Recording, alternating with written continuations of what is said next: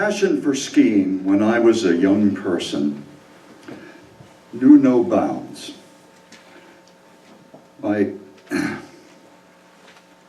Excuse me. My passion for skiing was the most paramount part of my life. The first time I ever skied,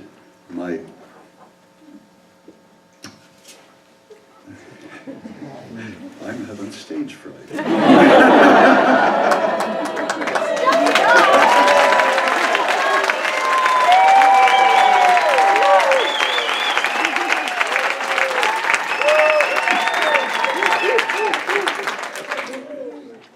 I'm going to start again. My passion for skiing started at a young age. When I was 10 years old, my scoutmaster put me on his shoulders and we skied down a snowy slope. I was hooked. That summer, I pestered my parents. The only thing I wanted for Christmas was a set of ski equipment. They delivered. And that winter, you would find my tracks all over the neighborhood. Herringbone tracks going up, straight tracks going down. I had yet to learn how to snowplow. My buddies and I ended up at rope tow areas where we would spend all day wearing out our mittens going up and racing each other back down.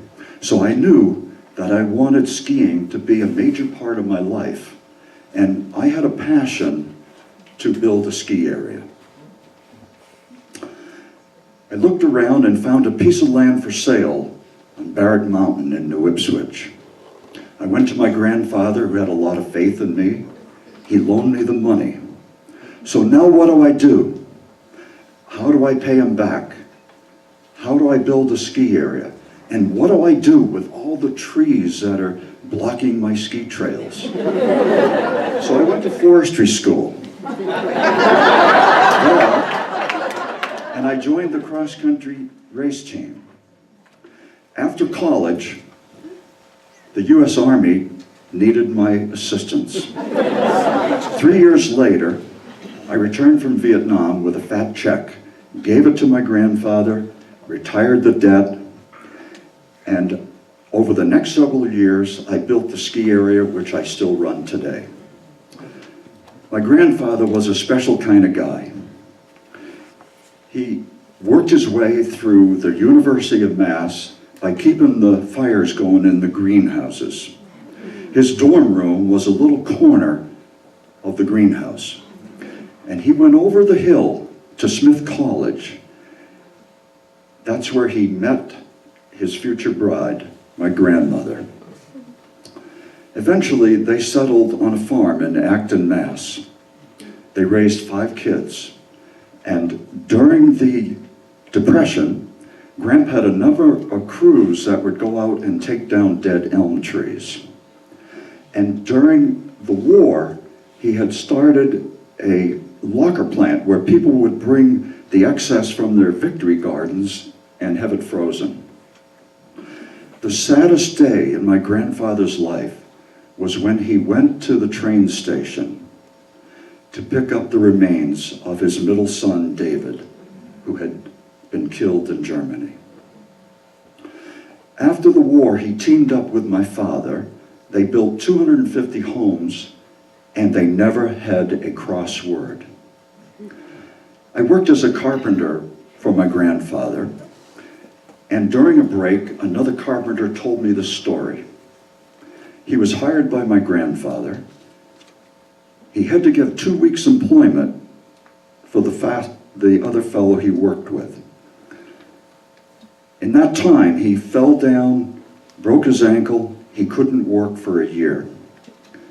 Every week, he received a paycheck from my grandfather. Charlie went on to work for him for the next 20 years. Later in life, he was the first recipient of the Captain Isaac Davis Award. Captain Davis was the first Minuteman to die at the Rood Bridge in Concord. In 1 year, my grandfather lost first his wife, Mabel, and then his son, Porter, my father. We became much closer, and on one of the visits, I asked him, "So, Gramp, will there be another woman in your life?" "Oh my gosh, no. One woman a lifetime is enough for me." So several visits later, I stopped by, and he was sitting at his writing desk. And he had this boyish grin on his face, and I said, "Okay, Gramp, what's up?" He said, "Well, there's this woman who's been pestering me. She keeps bringing over baked goods. And her name is Ethel, and she's a Christian Scientist, and I've grown very fond of her. She's away on a speaking tour, and so every day I write her a letter, and I seal it with a kiss." And I'm thinking, okay, all right, here it is. A Christian Scientist and a devout Baptist. We'll see where this one goes. So several months later, I stopped by and I caught them in front of the fireplace holding hands. So I said, "What's going on, guys?" And they said, "Well, we might get married, but we don't have to." Just saying, that's what they said. So when my relatives heard about this marriage idea, they said, no, that's not going to fly. So the next best thing is Grant moved in with Ethel. And I started calling them the teenagers, because that's what they were acting like. They were always touching each other, have their little private conversations. You just couldn't separate them. So after a year and a half of this, Grant decided to go home. He wanted to be in the house where his children were raised. That night, he died in his sleep. His generosity enabled my passion, and I got to enjoy his. Thank you.